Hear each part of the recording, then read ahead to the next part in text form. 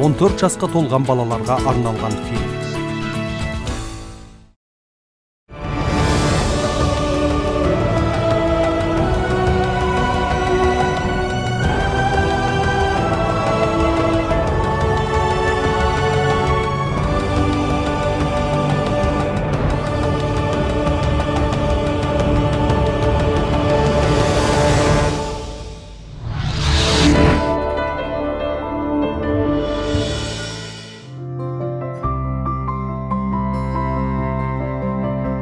Қарашыққа мұң тұндырып көп арман, қара көзге сыр тұндырып жоғалған. Қазағының қастерлісі еді ол, қанасынан өнер болып жаралған. Қапелімде ғарыш жаққа жоғалды, қимастық болып қолын бұлғап мұнарда. Күнге ұқсаған кейпі қалды жанарда, құдіреттей үні қалды ғаламда. Тәңіріне арзу айтып кетті ол, көктем болып дауыстасам табамы ба. Мезгілдердей мөлтілдейді бір сезім, көз ұшында ізі жатқан сонарда.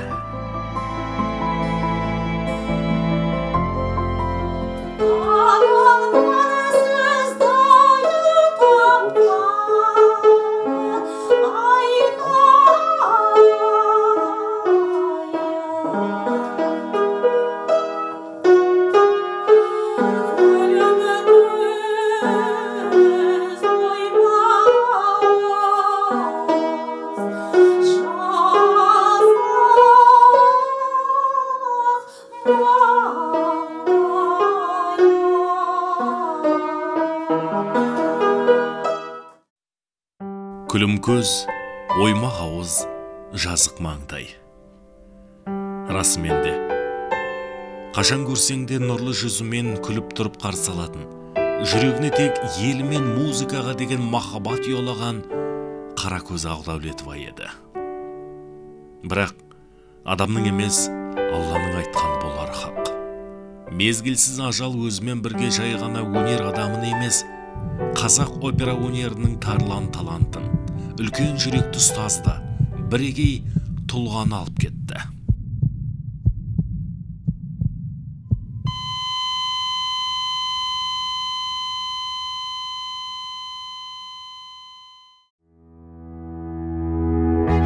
Сырдария бойын жағалай жатқан қасиетті Тұран даласы талай дүлдүлдер мен бұлбұлдарды дүниеге алып келген құт мекен. Өнер, ғылым мен білімде асықтар алшысынан түсіп, елдің өркендеуінде өзіндік үлестерін қосып келе жатқан сан мықты осы сыр елінің дарабоздары. Қазақ өнерінде аты айрықша айтылып, алтын әріптермен жазылатын сондай тұлғалардың бірі Қаракөз Ақдәулетова.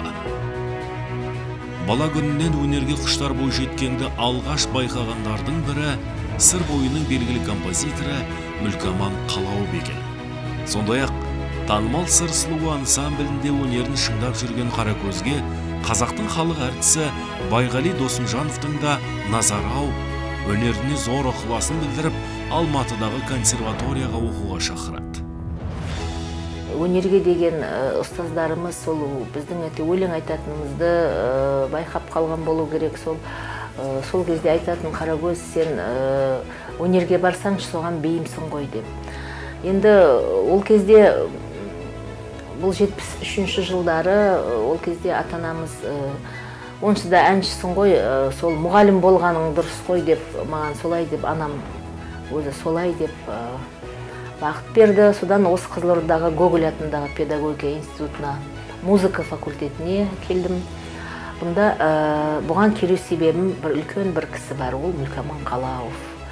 Мүлкаман Қалауов деген кісіміз сол кезде консерваторияны бітіріп, осы музыка факультетінің деканы болып, меңгерушісі болып қызмет жасап, осы елді мектепті аралап, талантты балдарды іздеген кезеңі болатын. 10-шы класста оқып жүрген кезде сол кісі біздің мектепке келіп, бәріміз сол ән айтқанбыз. Сол кезде маған келіп, ол кісі: сен даусың жақсы екен, бізге келіп көрсеңші деді. Сонымен институтқа келіп, сол кісі бізден емтихан алды. Сонымен бірінші курс оқыдым. Мені үлкен жолға бағыттаған осы кісі еді. Сонымен ол кездері үкімет басында отырған кісілер біздің әндерімізді тыңдайды. Сырсылу халық би ансамбліне үлкен жерден жаңағы бишілерді, режиссерларды алып келіп өнерлерін қойдыратын. Сонда Байғали Досымжанов деген ағамыз келді, әнші. Ол кезде ол кісі опера театр, балет, Алматыдағы опера балет театрында жұмыс жасайды екен. Құрманғазы консерваториясында оқытушы қызметін жасайды екен. Сол кісі менің даусымды естіп, ойпырмай, сенің даусың, тембрің Бибігүл Төлегеноваға ұқсайды екен. Сен неге әрмен қарай өзіңнің біліміңді әрмен қарай консерваторияға неге бармағансың деп. Сол кезде мен бірінші рет сол кісінің аузынан консерватория деген оқу орны бар екен, нағыз өнердің ордасы екенін сол кісіден естідім. Осылайша сырдың сақа тұлғалары үлкен сахнаға басқан тұсауын кесіп, үлкен өнердің есігін ашып береді. Осы сәттен бастап Қаракөз Ақжігіт қызының өмірі мен өнері егіз ұғымға айналады. Сырдың бұлбұл әншісі өнер жолында тек ұлыларды ұстаз еткен бақытты шәкірт болғанда. Құрманғазы атындағы консерваторияға оқуға қабылданған ол, КСР халық әртісі, социалистік еңбек ері, қазақтың бұлбұлы Бибігүл Төлегенованың класына түседі. Ұлыны ұлы ғана таниды деген тәмсіл бар. Жүзінен нұр тамған бойжеткен Қаракөзді сол кезден Бибігүл Ахметқызы бірден жанына жақын тартады. Дәл сол сәттен бастап Қаракөз Ақдәулетова қазақ бұлбұлының алғашқы шәкірттерінің бірі болды.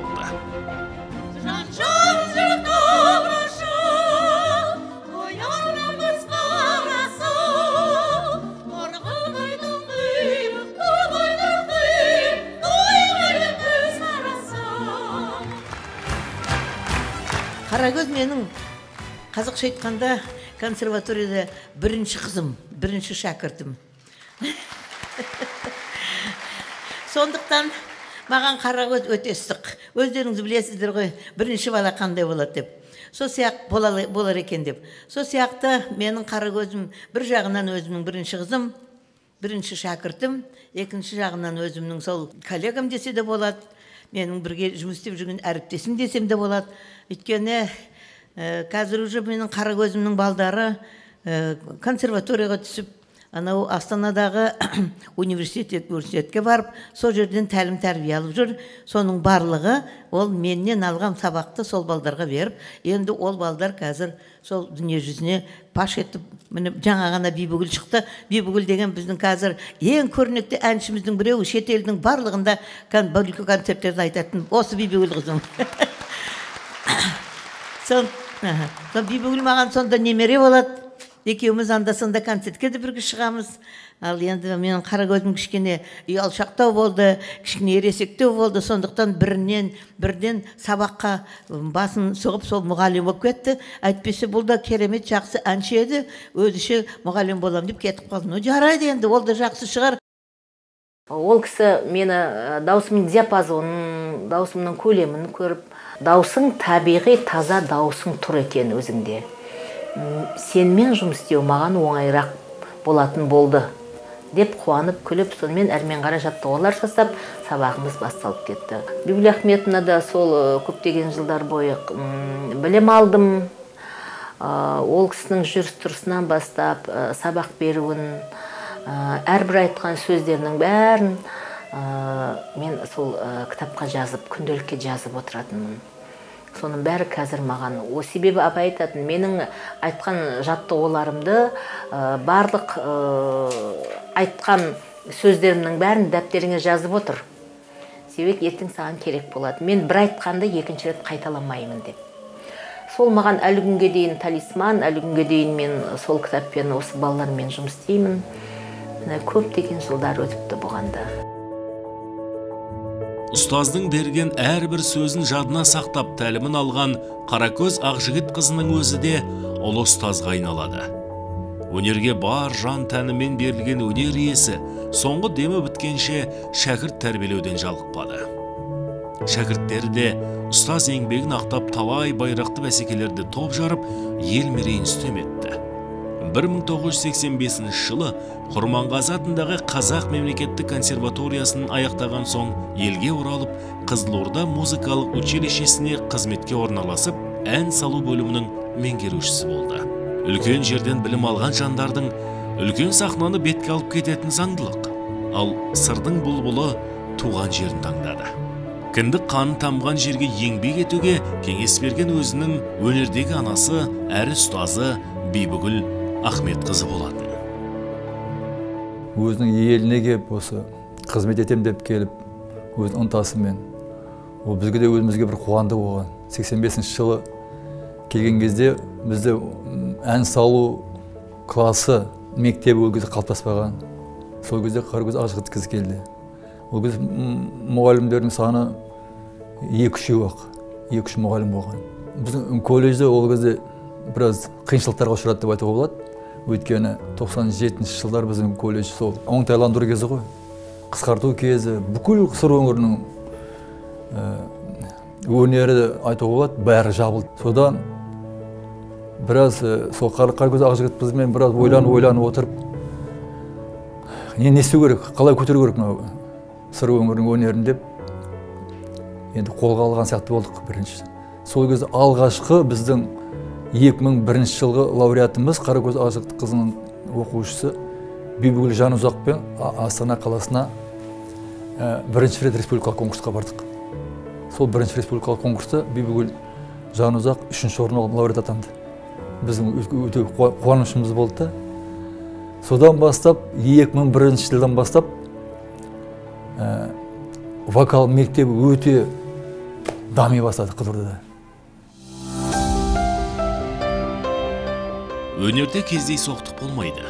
Бұл уақытпен дәлелденген шындық. Қазақтың Қаракөзде өнер аламанында талай шәкірт тәрбиелеумен қатар, бір қатар тарлан тұлғалармен үзеңгі қағысып құрбы дос бола білді. Қызығы мен шыжығы қатар жүретін шығармашылық жолдың ауыртпалығын бірге көріп, бір нанды бөле жеген құрбыларымен көптеген талантты жас өрендердің бағын ашты. Күні бүгінге дейін республикалық және халықаралық деңгейде дәстүрлі түрде өтіп келе жатқан ән додаларының негізін қалап, сол бәсекелерде қара қылды қақ жарып, қазылық етті. Өнер ханшайымының дәл осы еңбектері әлі күнге дейін ел аузында. Ол кісі енді өте ерекше адам болатын. Адамшылығы жағынан да және өнер жағынан да ерекше адам болатын. Біз соны 92 жылдары мен бір сонда келгем жаңадан мәдениет басқармасына Алматыда. Ол уақытта городской администрация дейтін, соның управление культурасы деп соны атайтын. Сонан әнші балапанды Алматыда жасамақшы болып, осы жерде барлық әнші балапанның декабрьге жүр ғой деймін, сол уақытта оның соңғы концерті болады ғой үлкен. Соны жасағанда сонда кездесіп, сонда танысқан болатынбыз, сонда балалар алып келіп. Содан бірден өте бір-бірімізге жақын болып кеттік. Оның кейін ол уақыттағы кішкентай балалардың бәрі, оның ішінде де Алмас Кішкенбаев 96 жылы біз осында Айналайын фестивалін жасаған болатынбыз. Сонда алып келіп арнау айтқызып, сондай көп балалардың барлығын шығарған өте ерекше адам ғой. Сол 92 жылдан бері біз енді сол әнші балапанды Қызылордадан алып келгенде, сол әнші балапанды олар Эстонияға апарып балаларын. Сол уақыттан бастап мен Алматыдағы мәдениетте істегеннен кейін әнші балапанды да бізде Алматының балаларын біз жасадық. Содан біз бір-бірімізге сонан танысып, сондай жақсы болып кеткен болатынбыз. Содан кейін біздің енді ешқашанда ажыраған жоқпыз, ылғи бірге жүрдік. Қанша балалардың конкурстарында өткіздік, қанша қуаныштарына оның да кенелдік дегендей, соның бәріменен бірге жүргенбіз. Егер сол 90 жылдан бастасақ, сол 96 жылы Айналайынға көп балаларды Қызылордаға келді, содан кейін ертіс 97-ге олар алып барды. Сонан 98-де Айналайын шақырады деген біз тағы да бір мерекелік концертті бағдарлама жасадық. Соған бүкіл Қызылорданың бәрін алып келді. Енді шынын айту керек, қазіргі уақыттағы өлең айтып мынау жүргендердің барлығы сол балалары, Қызылорданың балалары, қазіргі мәдениетте жүрген көп балалардың бәрі сол Қарагөздің, менің ойымша сол Қарагөздің қолынан шықты деп ойлаймын.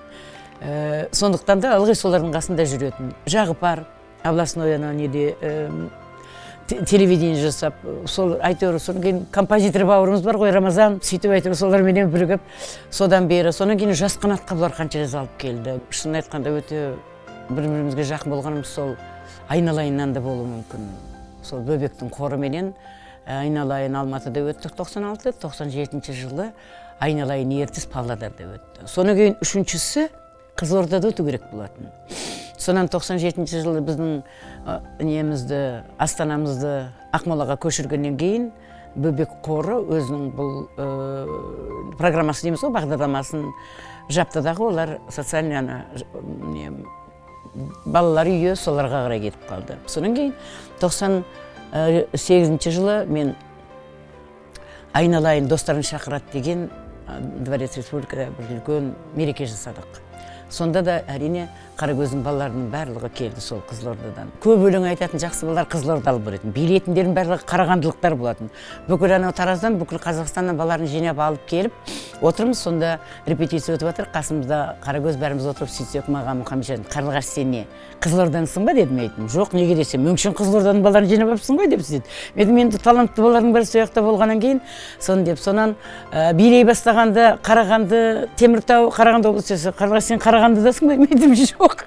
Мен Алматының қызым деп біз күлгенбіз сөйтіп. Сонда келіп сол уақыттан бастап енді біз өте жақсы бірге жұмыс істедік. Шын айту керек. Сонан 99 жылы мен грант ұтып алдым. Мынау неге аспан астындағы ашық жердегі балалардың фестивалі деген. Сол гранттың ең бірінші шын айтқанда конкурсына ең бірінші сол конкурста 90 жылы оны Бозторғай деп біз атадық. Соның ең бірінші гран-при алғаны осы Қаракөздің балалары болатын. Қоңыр даусымен, жүрекке жылы үнімен тыңдарман ықыласына бөленген өнер иесінің есімі тек қана сыр бойында ғана емес, әлем сахналарында да естілді. Құдіретті өнерді арқалаған тәжірибелі ұстаз, ел намысын арқалап, дүние жүзінің Эстония, Түркия, Франция, Армения, Болгария, Ресей елдерінде шәкірттермен бірге байрақты бәсекелерде бақ сынап, сындардан сүрінбей өтті. Сондай жауапты жұмыстарды бірге атқарған жандар, ұстаз Қаракөз әрбір орындаушыға репертуар таңдауда қателеспейтін деп еске алады. Өмірлік жолы өзінің табандылығы, біліктілік арқасында бір өмірде бір өнеге болып қалатын бір азаматшалар болады. Бір тұлға есебінде. Мен Қаракөз замандасымды айтар едім, дәл сондай тұлға деп. Өйткені ол кісі өзінің ұстаздық өмірінде де мен білетінмін Қаракөзді, өзінің бауырға, адами тұрғыдан, жақындарына, бауырларына деген сосын өзінің мына ана есебінде өзінің қызына берген махаббаты, айналасындағы әріптестеріне, замандастарына берген махаббаты Қаракөздің сондай бір өмірлік, өнегелі бір өмірлік жолын тастап кетті деп бұлай толығымен айтуға болады Қаракөзді. Әрине бүгінгі күні Қаракөз құрбымыз, замандасымыз, әріптесіміз дейміз ғой. Бүгінгі күні еске алып айту біз үшін өте ауыр. Өйткені бір аяқ астынан бір ғайып ұшып кеткендей болды да. Ұшып кетіп бір сөйтіп айтып келетін сияқты болады да тұрады. Негізі Қаракөздің туған жеріне, сыр өңіріне, өнерге бергені негізі көп қой. Өте көп. Жылда осы облыстық телеканалдың ұйымдастыруымен өтіп жүрген сыр жұлдыздары байқауында ғой, облыстық телевизиялық байқауында 2 жыл сайын бір өнерлі балалардың тағдырын шешу ғой, былай айтқанда. Соны тағдырын, өнерлі балалардың тағдырын дұрыста түзу әділ шешуіне бірге атсалысып, соған жұмыс жасағанымызға қатар отырып, мен өзім соны бір мақтан тұтам.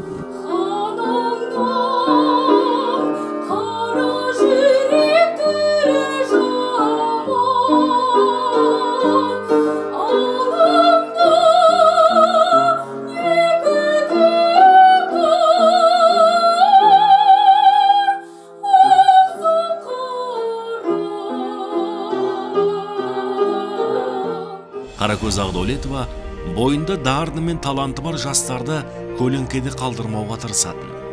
Бұлақ көрсе, көзін ашуға ұмтылған ол, талай өнерлі өренге қанат бітірді. Өнерліні жазбай танитын шебер бір талай әншіні өз ұстаханасынан ұштап, биік белестерге қондырды.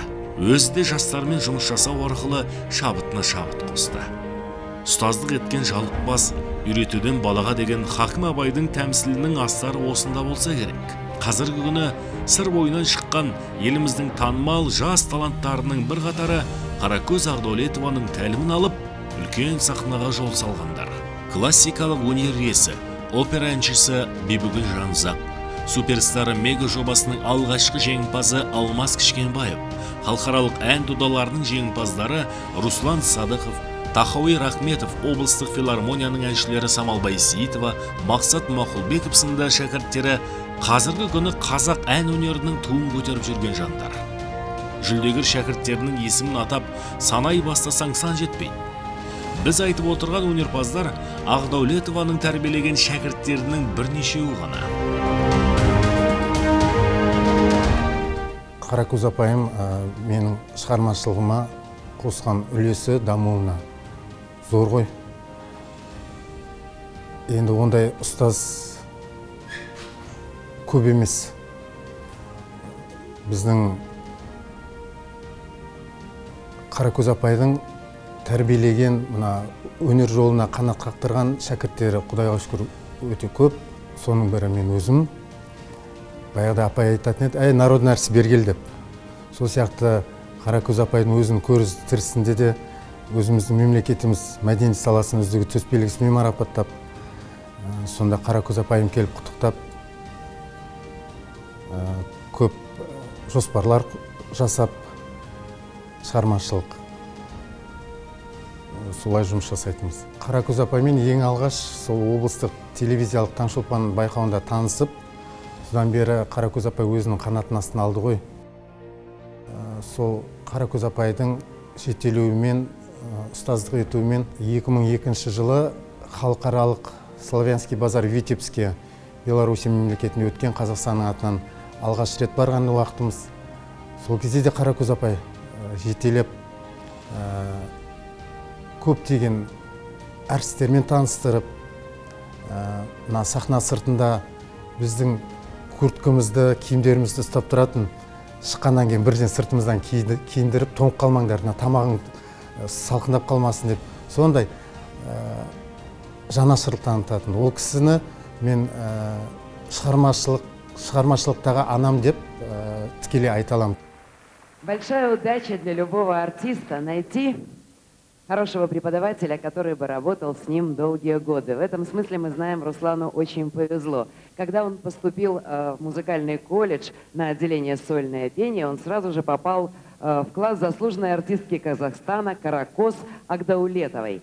Думаю, именно благодаря хорошему преподавателю, а также личному усердию и трудолюбию Руслану удалось одержать множество побед в своей творческой жизни. Менің осы өнерге келуіме, осы өнерді алып жүруіме ең үлкен зор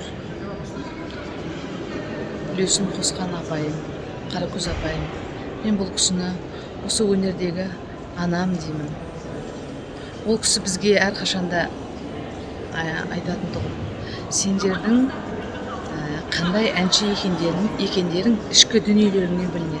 Ішкі дүниелеріңді әрқашанда таза ұстаңдар. Жүректерің таза болсын деп айтудан жалықпайтын тұғын.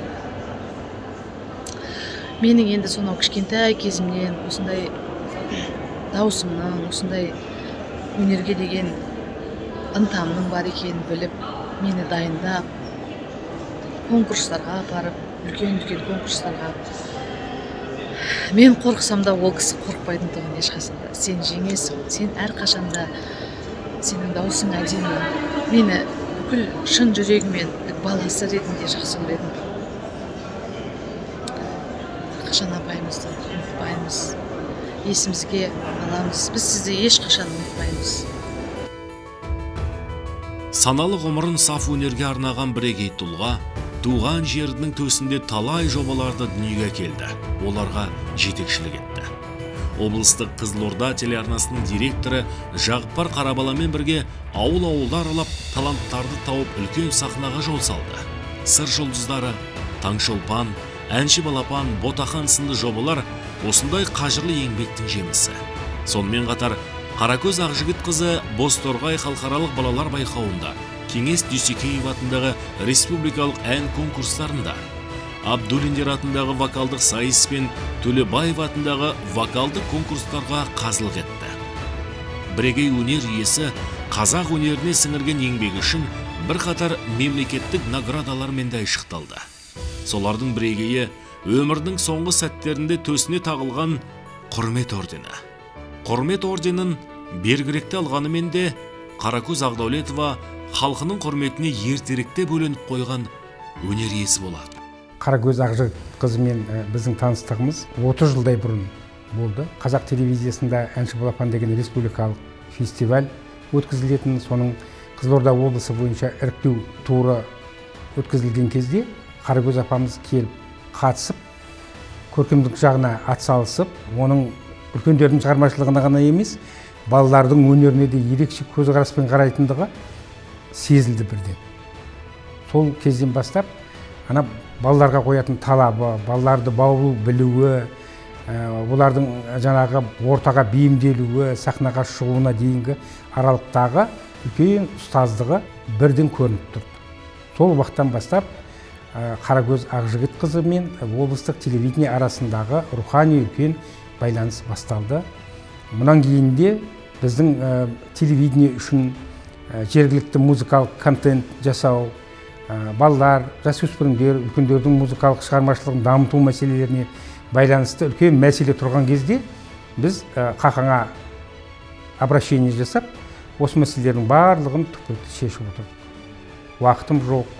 Ол кезде жаңағы қаламақы бөлу деген мәселеде тіпті айтылмайтын. Энтузиазммен барлық күш-жігерін, барлық тәжірибесін, мықтылығын салап отырып, әнші балапан бар, Таңшолпан бар, сыр жұлдыздары бар, басқа да үлкен Ботақан сияқты фестивальдарымыздың барлығын көркемдік жетекші есебінде үлкен деңгейге көтерді. Конкурстардан, фестивальдардан үздік шыққандарды біздер республикалық деңгейде насихаттауға, конкурстарға алып баруға мұрындық болып жүрдік. Бірақ біздің телевизионщик есебінде, өнер, шығармашылықтың адамы есебінде оған мүмкіндігіміз жете бермейді. Республикалық, халықаралық деңгейде балалардың өте нәтижелі болып, жоғары деңгейден көріну үшін репертуарды жақсы таңдау, лайықты таңдау, сол баланың дауысын көрсете білу, және оған баланың өзінің іс-қимылдары, сахнадағы образын жасау мәселесінде қақаң өте үлкен шебер ұстазды ғой. Қаракөз Ақжігіт қызын ерекшелейтін екі үлкен бір дүние бар. Ол консерваторияда үлкен білім алып, Бибігүл Ахметовнадан осы үлкен ерекшелікті Қаракөз шәкіртін бір үлкен халықаралық журналда Бибігүл Ахметовна әдемі суреттеп жазған. Менде шәкірттер көп. Соның көбісі Алматыда, Астанада, үлкен жерлерде қалып, опера және балет театрларында өнер көрсетуге ұмтылыс жасады. Барлығы бірдей үлкен деңгейге жеткен жоқ. Бірақ екінші, үшінші пландағы рөлдермен қанағаттанып жүргендер де бар. Қаракөзді ерекшелейтіндігі Сірелінде туды, тәрбиеленді. Мен де келіп Алатаудың бөктерінде консерваторияда үлкен білім алып, бірақ театрға қалуға мүмкіндігі болып тұрса да, ұсыныс болып тұрса да, еліне келіп өзінің әншілігін жалғастырып қана қойған жоқ, ұстаздықпен айналыса бастады. Классикалық әншілерді тәрбиелеуге байланысты көп жұмыстар, нәтижелі жұмыстар жасап, ал сонымен бірге сол уақытта жалпы Қазақстан бойынша балалардың өнерін, балалардың ән шығармашылығын дамыту мәселесі кемшіндеу тұратындығын. Соны сезінді, сол вакуумды толтыру үшін және сол балалардың болашағына жол ашу үшін үлкен жұмыстар жасады. Қаракөз Ақжігіт қызының қазасымен бірге сыр өнері, қазақ өнеріндегі балалар шығармашылығына байланысты ең бір жақсы кезең, тұтас бір кезең соқшымен бірге кетіп қалған сияқты көрінеді. Сыр елінің музыка әлеміндегі тағы да бір үлкен жеңісі әлемдік деңгейдегі Абай операсының Қызылорда төрінде ойналуы еді. қазақ музыкасының мэтрі Ахмет Жұбанов пен Латиф Хамидидің 1944 жылы дүниеге алып келген дәл осы кесек туындысын сыр сахнасында қайта жаңғыртқан Қаракөз Ақдәулетова болатын.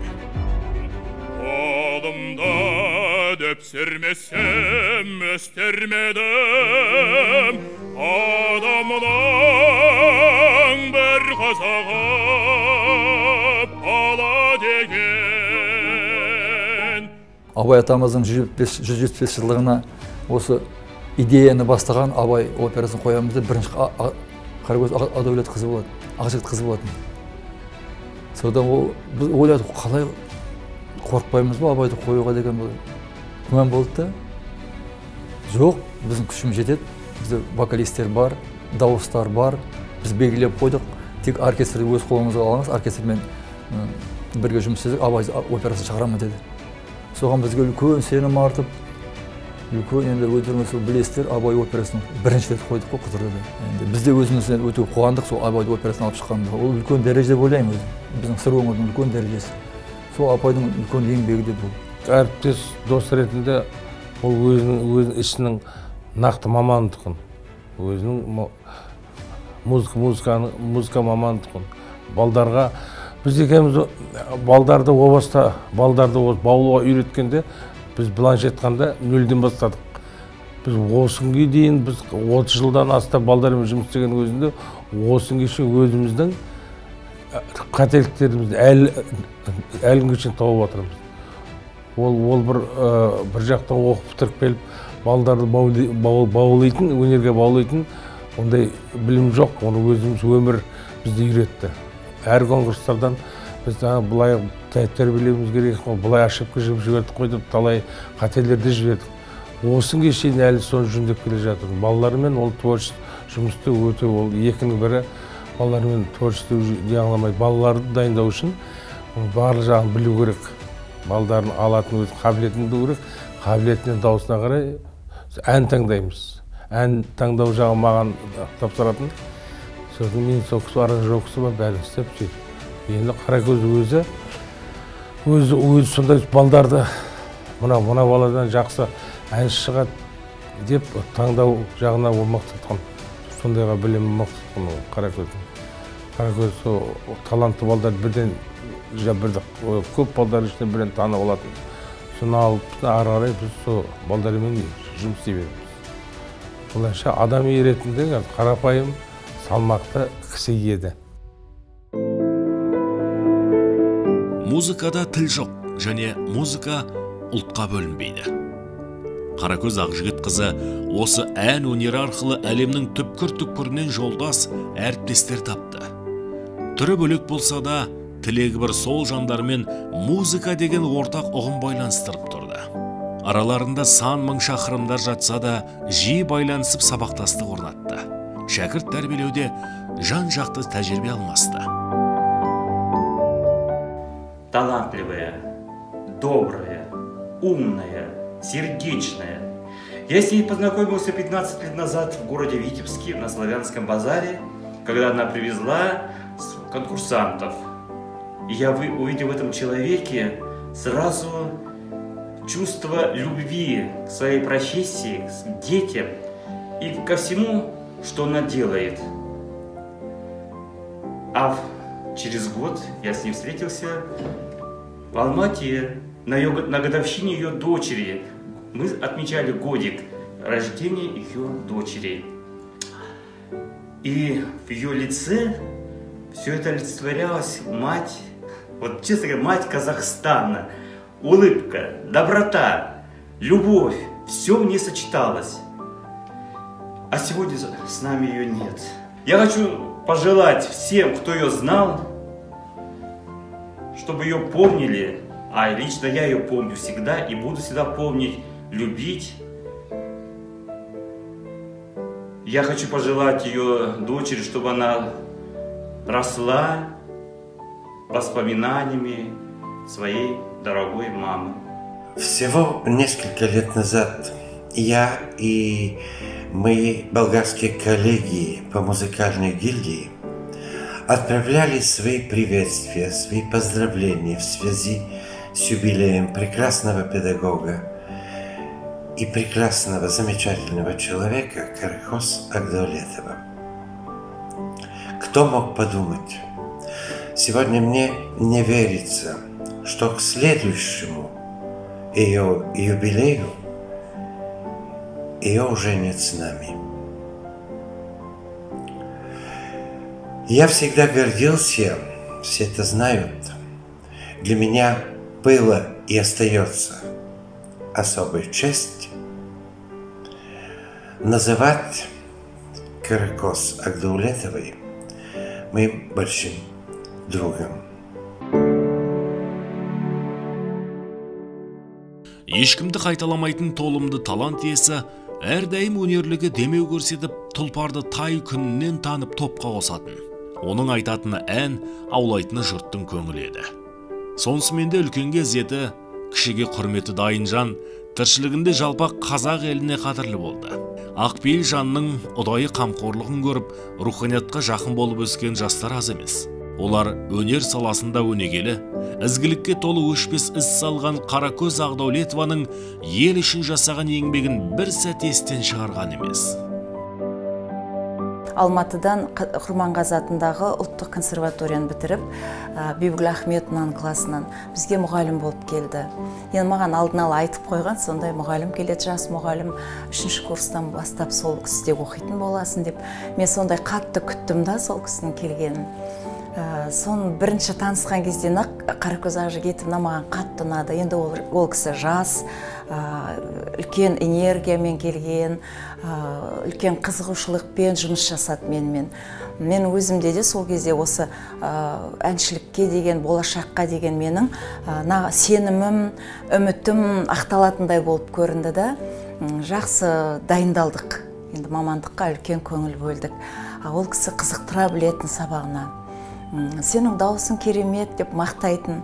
Енді біз баламыз ғой, мақтаған сайын, онан сайын дайындалып, онан сайын ізденіп, сол кісінің класынан 1987 жылы бітіріп шықтым. Менің барлық одан кейінгі тағдырым сол басталды да, әрі қарай осы классикалық өнер, классикалық ән өнермен байланысып, әлі күнге дейін, міне қазірге дейін сол бүкіл тағдырымды Каракөз Агдавлетовна өзгертті.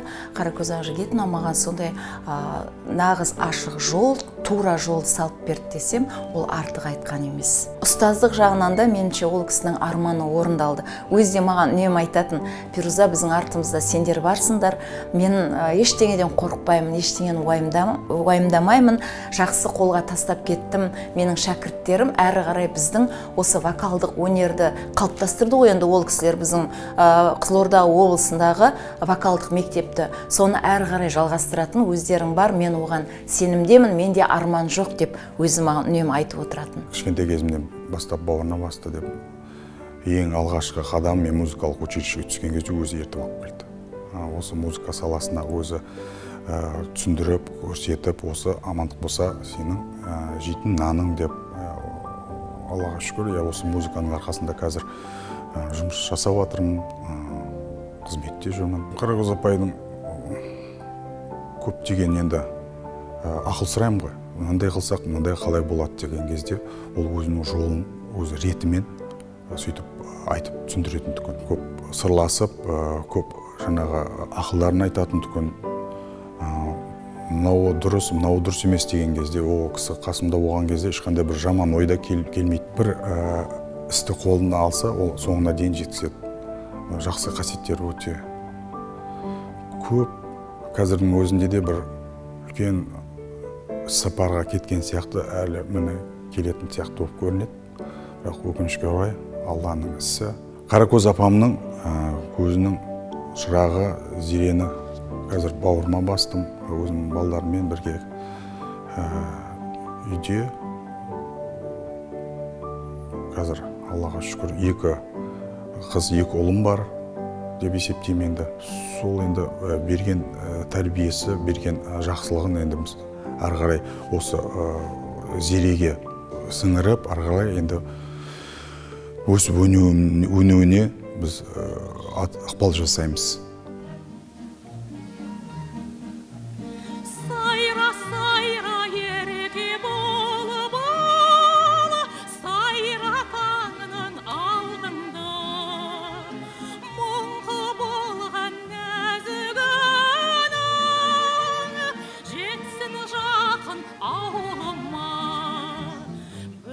Туғанда дүние есігін ашады өлең, өлеңмен жер қойнына кірер денең. Жақсы әнді тыңдасаң ой көзіңмен, жабырқаған көңілің көтерілер дейді.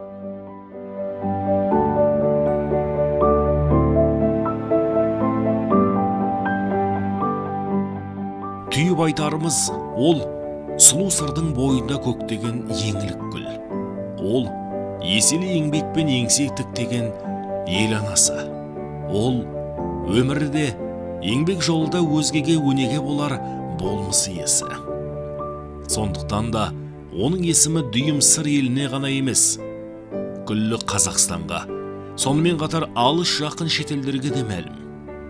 Еңбекпен еңсе тіктеп, жұртым деп жүрегін ұсынған жанның бұл өнерге деген риясыз махаббатының көрінісі. Қандай атақ пен абыройдың биігінде болса да, қарапайымдылығын жоғалтпаған күміс көмей музыка ханшайымының болмысы көзі кетсе де әлі күнге дейін көпке үлгі боларлықтай. Себебі ол қазақтың қара көзі. Сұлу сырда сазын қалды тербелген, сағынышта қимастықта сергелден. Қара көздей дара қызын жоғалтып, жер мен көктің арасында сенделген. Өмір дейтін өзек төрте жалғанда, мұңын шағып мұнар күн мен таңдарға. Өнер дейтін қос қанатын көз тігіп, әзір тұр ғой қияндарға, самғауға. Күн нұрындай сәулең жетсін түнектен, сұлу сазың сан үмітті түлеткен. Шәкірттерің өзің жаққан шырақты маздатады ең аяулы тілек.